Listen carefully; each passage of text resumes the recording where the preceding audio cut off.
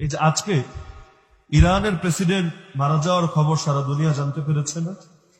স্পষ্ট কথা, আল্লাহর নবীর সাহাবীদের যারা দুশমন তারা কখনো আমাদের বন্ধু হতে পারে না। এই ইসলাম আমাদের পর্যন্ত এসেছে তো সেই সাহাবীদের দ্বারা। তো যারা আবু বকরের দুশমন তারা আমাদেরও দুশমন, যারা ওমরের দুশমন তারা আমাদেরও দুশমন, যারা ওসমানের দুশমন তারা আমাদেরও দুশমন। যারা আল্লাহর নবীর সাহাবীদের দুশমন হয় তারা কখনোই আমাদের বন্ধু হতে পারে না। রোমার পারস্য আল্লাহ নবীর জামানায় যুদ্ধ চলছিল, এক দলের দ্বারা আরেক দল বিভিন্ন সময় তারাও জুলুমের শিকার হতো, কিন্তু কাফের তো কাফেরই। তো রোমার পারস্য যুদ্ধ চলে বলে এখন ধর্মীয় আদর্শকে ভুলে যাওয়ার কিন্তু সুযোগ থাকে না।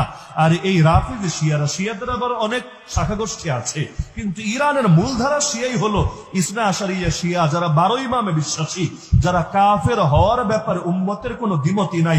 আরে যারা আল্লাহ নবীর সাহাবীদেরকে গালিগালাজ করলে পেটের ভাত হজমই হয় না। আপনি ইহুদিদেরকে জিজ্ঞাসা করেন, বলো তো নবী মুসার উম্মতের মধ্যে সর্বশ্রেষ্ঠ কারা? ওরা বলবে নবী মুসার সাহাবীরা। আপনি খ্রিস্টানদেরকে জিজ্ঞাসা করেন, বলো তো খ্রিস্টান উম্মতের মধ্যে সর্বশ্রেষ্ঠ কারা? ওরা বলবে ঈসা নবীর সাহাবীরা। আর এই শিয়া হলো সেই শিয়া, ওদেরকে জিজ্ঞাসা করেন, বলো তো এই উম্মতের মধ্যে সবচাইতে নিকৃষ্ট কারা? ওরা বলবে নবীর সাহাবীরা। নাউযুবিল্লাহ। এমনকি যারা কাউকে নতুন করে শিয়া বানাতে গেলে এই কালেমা পর্যন্ত পড়ে